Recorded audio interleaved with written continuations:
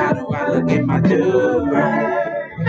I do you like my new whip? And watch it go zoom, zoom. You baby girl, how do I look at my do-rag? Stay with me and love me through the night. Alright. It's your boy Willie B. Today's good. Y'all know about my air fryer. It's my new girlfriend. It's my baby. She's gonna be with me for Valentine's Day. So I gotta do something special for her. So I'm thinking, we might do filet mignon. It's God's gift to bachelors everywhere. We got an OG. A lot of people really respect this guy. This is my first time ever hearing him. Kool Rap. This is the first member we're covering from the original Juice Crew. If you don't know who the Juice Crew is, it's so many stars that was birthed from this crew. It's a bunch of jiggy niggas from New York who got together and started making stuff like Marley Marl, Biz Markie, Roxanne Shante, Big Daddy Kane, Master A, Craig G, Mr. Magic. The list goes on. And oddly enough, Kool Rap is out of Corona, Queens.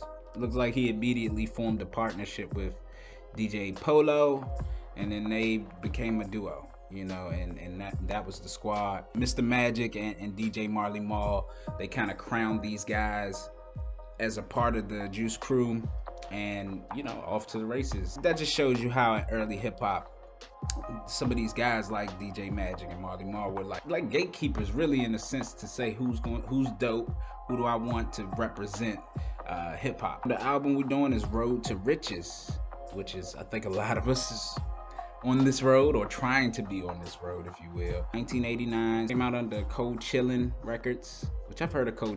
That was like a big label at the time for hip hop. Warner Brothers, so a venture. This is his debut project. Marley Marl is the producer, which makes sense because they pretty much endorse these guys. So I got 11 tracks, 47 minutes of my life. Corona, Queens, New York. You on the map. Look, you on the clock. It's like the draft. This is not my best road, though. Yeah. You win some, you lose some. You can't win them all. Kool Rap, yo, Polo, you ready to bust this funky album for the people? Yo, word, boy, you about to get busy with it right now. Yo, word up, Marley. You know what time it is. I mean, there's too many suckers out there thinking that we can't do it. It seems like every single old school album that comes out is like the name of the album, they make it the first song. I guess this was like a staple with albums. So every rapper just did it. They was like, all right, I'll just make the first song. The album. It's my first time really hearing Kool Rap's voice. I like his voice. It's very unique. It's something different about it that you can't really compare him to any other artist. Yep, he's really good. He's really good. I see it already. I can already see it with the way he kicking, especially on the second verse. He's on his Ezekiel Elliott with this rhyme shit right there. And obviously he talking street shit. He know how to put the street code kind of in the rhymes, but it's the way it's his connection on it, and he's attacking you. It seems like every line he's not giving up. He's just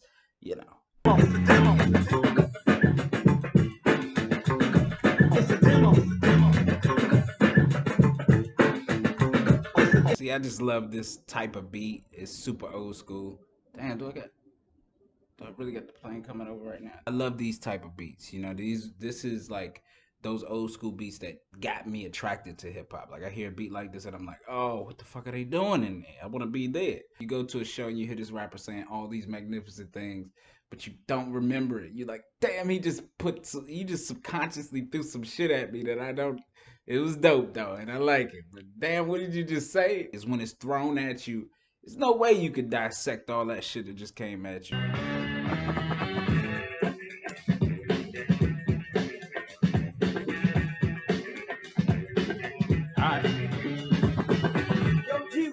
So this kind of reminds me of a guy that I really look up to, Wale. He had did I think he did a beat off of this off an old mixtape he did. Say hip hop, we just pass the ball around. Everybody get a piece of this. If a beat connects with you and it brings out your truth, rip that shit, man. This is what you would call like lyrical assassination. So many words, so many bars. He's stat stuffer. He's one of those players in the league that's like, he might not win the championship, bruh, but when he out there, he putting up 60. So listening to this record, he just said the five fingers of death, and maybe that's what Sway created it from him popping this line and the way this is, because it just seems like this continuous assault of rap throughout this beat. So it does kind of seem like that's probably where Sway got it from. I see you, Sway. And he put up Dame Lily Pad numbers, baby. Like, it's really shocking. I've never really heard somebody just assault a beat like that, like continuously. Like you'd think he's gonna be done, but he's like, nah, I got more rhymes. This nigga got more rhymes.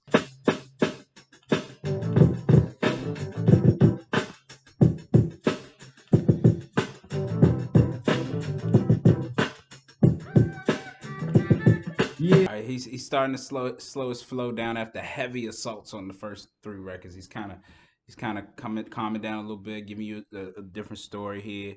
I guess somebody he knows that perpetrates like they straight but they gay. Man, if you gay, just be gay, man. Come out the closet. You don't even gotta hide that shit. Just be your gay self. You don't gotta worry about society standards and all of that. Even though back in the day they did stone gay people, so I feel the pain, where the root of the pain come from. But you gotta be you. I could tell this was cool at the time because like this is one of those songs where his man is like, "Yo, talk about that chick who did you dirty," and then he spit the verse. Talk about your mans who was a tranny and didn't tell you, and then he spit and man, talk about that crazy dude who tried to play you back in the day. It's like just little scenarios, and then he do a whole verse on that scenario, which is it's dope. The storytelling on it is pretty dope. Yo, that's like G-Rap over there. That's it, funky. That's in the G-Rap over there. Real funky. Yo, what up, G-Rap? Yo, what up, Nappy? Yo, what up,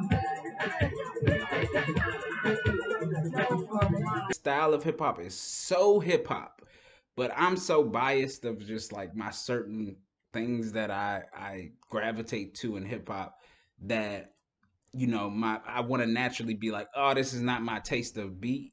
Kind of going into that Planet Rock ish type of beat, and you gotta understand that's an iconic hip hop beat, but it's not my favorite like feel of hip hop. That's not what like drew me to it. So that takes you to a different like uh stratosphere of what hip hop even is. This is a good song to listen to because it's so futuristic. This song is like beyond its time even. So I respect like the futuristicness of this record, but it's not one of my favorite records at all. It's like one of the records where I hear I'll be like, oh, I want to skip this shit. It's like a mix between like some Miami bass shit and some Planet Rock shit. Trying to create like car music, car culture, you know what I mean? I guess at this time maybe this is a cool record to slap in the car.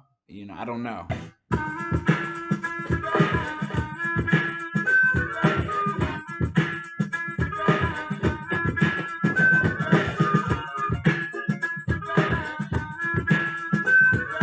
I want to say Timberland sampled that for Bubba Sparks.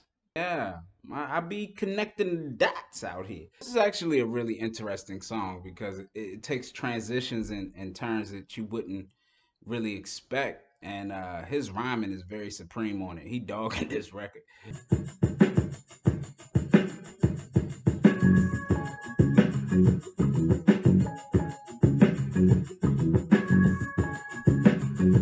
I'm one of the guys that actually look forward to a rapper's love song because I'm an R&B head to the core, so I like to see a fucking rapper try to get sentimental. I like it. I like where it's going. I love the sample. It feels like it's a sample in there, but I can't pinpoint it. Nigga can talk about anything, man. He really can rap about anything. He is a rapper. The definition of rapper is this guy. The guy for me who I thought before that was Black Thought, like that's a fucking rapper. That nigga raps, bruh. And stat stuff, you put him on the goddamn court, he's giving you 60 on an off night with a bad leg. Yo,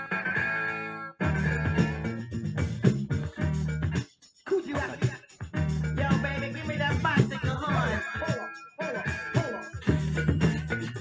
We've gotten to the mix, and that's where DJ Polo is getting off right now.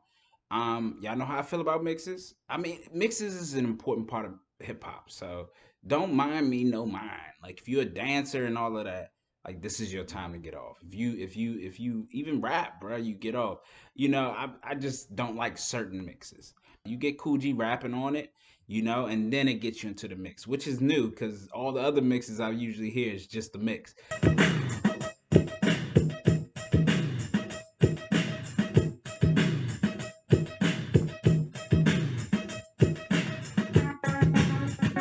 G Rap is one of those guys to where you gotta listen to him more. You cannot just listen to him one time because he's saying a lot of clever shit. He really is, and it'll go over your head. Me, I got a better hip hop ear, so I can catch some of the things quicker. But still, even the things that I'm catching, I'm like, damn, did he really say that? That is dope as fuck. He got that Lil Wayne effect to where you think he just saying some bullshit. And Lil Wayne gets you like that all the time. And you be like, oh, he just saying some dumbass shit. Then you hear it one more time, you like, that's the most cleverest shit anybody ever said. Kool rapping Polo. Back again. What? This is poison, so be alert and cautious. It's kind of got that Poison snatch. I'm wondering if they sampled the song Poison from Ep.12. I do not know, but it's got that same snatch, so it's gotta be there. Maybe Marley Marl, tapped in one time. He Ray Lewis, bro. He just, I mean, it's unfair sometimes the way he just he's a murderer on a fucking beat. He's just like, give me that.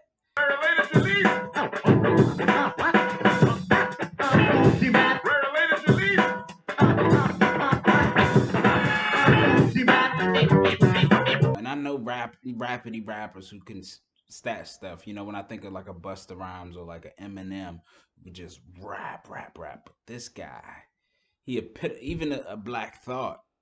But this dude right here, he's before them all. He started that shit, it seems like. Because nobody else is rhyming this insane on record, on wax. Concept and theme, Road to Riches, is what we all want. He explains that story within here. It's not the most concise, cohesive story of Road to Riches, but just the path he on, it makes it innately true. You know, he's exposing really his intellect, how smart he is, how street savvy he is. Theme of Road to Riches, it connects, but it's not concisive just to that. It's so much more than that. He gets away from the theme a lot, but it all somehow ties back in. So it's not the most elaborate thing. It's pretty simple. It's like every single rapper. Artwork. Him and DJ Polo, you know, kind of gazing off into kind of a sunset. What it reminds me of is just when you working on music, sometimes you up and you see that sunrise, you know, you be making music all hours of the night, and you know, you look up, the sun is coming up, and just that kind of morning dew of finishing the record. You know, that's kind of the feeling it gives me looking at it. You could tell that they're introspective. They're not about to just talk about ass and titties. You know, you could tell that from just looking at it. They're deep in thought. Johnny Gill album font, give that shit a 5. Yeah, it's not, yeah, it's not that great. Production on this was pretty interesting. I heard things that I've never really heard, and then I heard a lot that was sampled nowadays. You know, Marley Marl did his thing. He really showed out on it. He wanted to give him some canvases that he could really eat on, and really anything you putting in front of him, he eating on. But they did a good job of switching it up. DJ Polo did a really good job of putting his stamp on certain things. Also, we'll go with an 8. Creativity is really high for me because I feel like Marley Marl took a lot of chances. Polo took chances, and then just the rhymes, man. It's a lot of stuff that they infused in that wasn't in hip hop. You know, they took some new chances with certain records that they sampled and certain things that they brought in, and the way they made the beats was a little off kilter. You know, this was stretching the game. I'm sure some people would hear some of those beats and be like a little off put, but you hear a raw ass rapper like that bringing it all home for you, and it makes sense. Okay, so for replay value, it's only like, I would say about 4 songs that I'm absolutely coming back to. Absolutely. It does affect the replay value of this album. So I'll go with a 5 just because, you know, 4 records out of 11, you know, is under 50%. The numbers. You know, we're doing this as fair as possible, and we're going with the quote that numbers don't lie. I gotta give you 2 songs. I always give y'all 2 songs. Listen to Poison and tell me if they didn't sample DeVoe's Poison on that joint because it got the same snatch. Or they just took a little bit of that rhythm, and I love it. Whatever they did, I just love it. She Loves Me. It's his love song on this album. It's only one, you know what I mean? And that's why I cited it, because I love when rappers do love songs. So Back to the Game, the culture is high.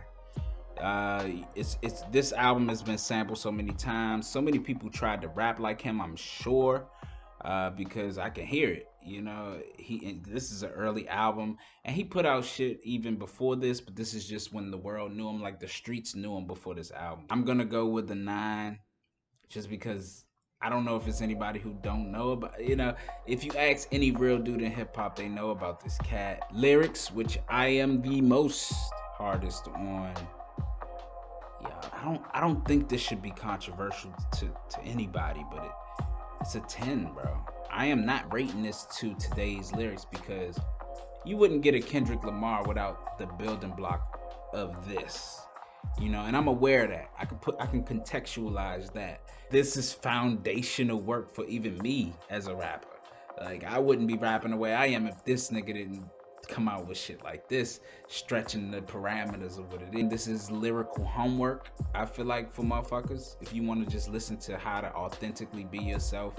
And he's a faucet. Like, it's so many rhymes on this album. If you printed it out on a page, it would shock you of how much of your walls in your place that it would cover up. All right, results is in. My man Kool scored a 52, which is a good album. This is a good album. It broke a lot of barriers. It definitely translated to every hip hop head. I'm not sure. I think this is my second good album. Only the second. Shout out to Kool Rap. Shout out to DJ Polo. Shout out to Marley Marl. Shout out to Cold Chillin' Records. Shout out to Warner Brothers. Your boys over and out.